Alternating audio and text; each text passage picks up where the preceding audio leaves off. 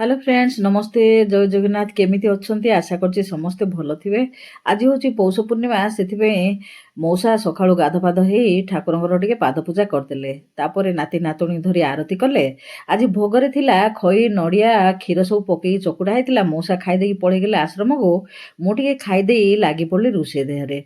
रुसे रे आज थिला भात मुग साग डाली तापरे गले साग मुग नडिया कुर पकई साग भजा आउ आलू भजा।